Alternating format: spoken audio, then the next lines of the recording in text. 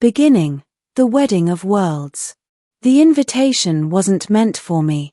At least, that's what I kept telling myself as I stood at the edge of the crystalline courtyard, surrounded by beings that shimmered with otherworldly light. Their eyes gleamed like liquid sapphire, their skin reflecting faint hues of silver and violet. The Royal Union of Lysara, a historic event marking the peace between two alien empires after a century of war. The grand hall was built from translucent stone that pulsed faintly with life, the ceiling opening into the stars themselves. Every motion, every word, felt choreographed by the cosmos. And I, Elias Ward, a human diplomat from Earth, was a spectator to something far greater than myself.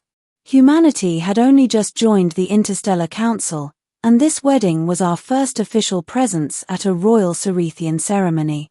I wasn't supposed to be here. But when our ambassador fell ill, I was ordered to attend in his stead, a last-minute replacement with no clue what I was walking into. At the front of the hall, the royal family stood. The groom, Prince Varin, a tall figure draped in armor woven from light, waited solemnly beside the High Conductor, the priest-like figure overseeing the bond ritual. Then the music changed. The crowd fell to its knees as she entered, Princess Lysara of Lysara, the most radiant being I had ever seen. Her gown flowed like liquid starlight, her golden eyes glowing with warmth that could melt galaxies. But when her gaze swept the audience, when her eyes met mine, something inside me stopped. Her steps faltered. The air trembled. The sound of the celestial instruments faded, leaving only silence. Everyone noticed. Prince Varin turned, confusion creasing his brow. The High Conductor hesitated mid-chant. Lysara stared directly at me, at the only human in the hall. Her lips parted slightly, as though she recognized me. And then, in a voice that echoed through the hall, she said, "Stop the ceremony." Middle, the recognition. Gasps filled the room. The attendants froze. The High Conductor's light staff dimmed. Varin stepped forward. "Princess, what is the meaning of this interruption?" She didn't answer him. Instead, she walked toward me. Each step echoed like thunder in the silence. My heart raced, I couldn't move, couldn't even breathe. When she finally stood before me, she whispered in flawless English, "You shouldn't be here." I was sent as an observer," I stammered. "If I've offended." Her hand rose, trembling, almost touching my face before she caught herself. "No. You didn't offend. You remind me of someone." Varin's voice cut through the tension, cold and sharp. "This human has no place among the sanctified, Lysara. The ceremony must continue." But she didn't turn toward him. "Do you not feel it, Varin? The resonance?" The High Conductor frowned. "Princess, are you implying the Luma has chosen another?" Whispers spread like wildfire. The Luma, I'd heard of it. The Cerethians believed it was a divine energy that bound souls across lifetimes, guiding destiny. For them, marriage wasn't merely political, it was spiritual alignment. And somehow, the princess was claiming I resonated with her. "This is absurd," Varin growled. "He is human. A primitive species barely capable of interstellar travel." Her golden eyes flared. "Do not speak of what you do not understand, Varin. The Luma cannot be denied." Before anyone could intervene, Lysara turned to the High Conductor. "Test the resonance." Gasps turned into uproar. But tradition ruled even kings. The conductor hesitated, then nodded solemnly. "If the Luma calls, we must listen." He motioned for me to step forward. I didn't want to. Every rational thought screamed to refuse, but something deep in my chest, something I couldn't explain, urged me on. Lysara extended her hand. "Don't be afraid." When our palms touched, a surge of light burst from the ground. The entire hall lit up, beams of gold weaving around us like living ribbons. The conductor staggered back. The crowd gasped in awe and terror. Varin's face twisted in rage. Impossible. But the conductor's voice trembled. The Luma recognizes him. The resonance is perfect. Lysara's expression softened, wonder and sorrow intertwining.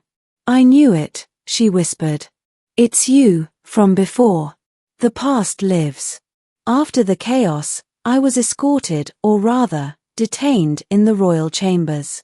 Guards stood outside my door, and through the translucent walls I could see crowds gathering in the streets, their light-infused forms flickering with agitation.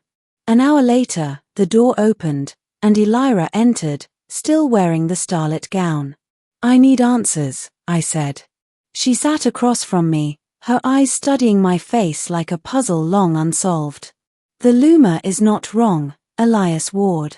It only binds those who have shared existence before. You mean, reincarnation?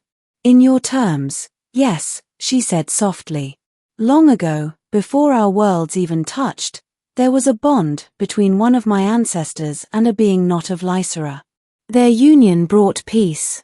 But when the void storms came, their souls were torn apart. The Luma promised they would find each other again. I shook my head. You think I'm that being? I know it, she said, her voice trembling.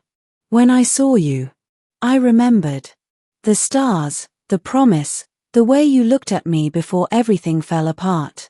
I wanted to argue, to tell her she was wrong, that this was some cosmic misunderstanding. But deep inside, part of me felt it too, a familiarity I couldn't explain. I've dreamt of you, I admitted. Ever since I took this assignment. I saw your face before I ever came here. Her eyes widened, shimmering with tears that glowed faintly in the dim light. Then the Luma truly speaks. Before we could say more, a voice thundered from outside the chamber, Varin. Open this door. The guards obeyed. Varin stormed in, his armor flickering with fury. You are destroying centuries of alliance for a human illusion. It's not an illusion, Lysara said firmly. The Luma has chosen. Then the Luma is broken, Varin spat.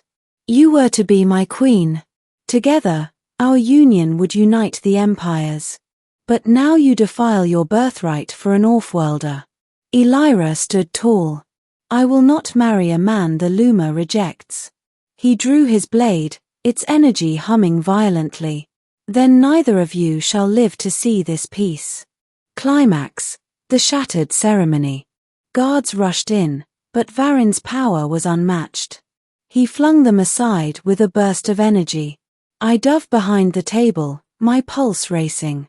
Lysara summoned her light, pure, radiant, the embodiment of the Luma itself. The clash between them filled the chamber with searing brightness. Go, she shouted. Find the core chamber, the Luma crystal, it responds to you. I don't even know where that is. I yelled back. Her voice echoed in my mind suddenly, not spoken but felt. Follow the light, Elias. Something inside my chest pulsed, a faint golden glow. I ran, guided by instinct. The corridors shifted and reformed, alive with energy. Behind me, I heard explosions and screams. I burst into a massive chamber, the heart of Lysara, a vast crystalline sphere pulsing with celestial power. It hummed as if aware of my presence. When I touched it, the world dissolved. The vision. I stood in a void of stars. Lysara stood before me not as she was now, but in a simpler form, draped in ancient armor. I realized we were seeing our past selves. You were not human then, she said softly. You were from a world of flame and iron, a soldier who came to Lysara seeking peace.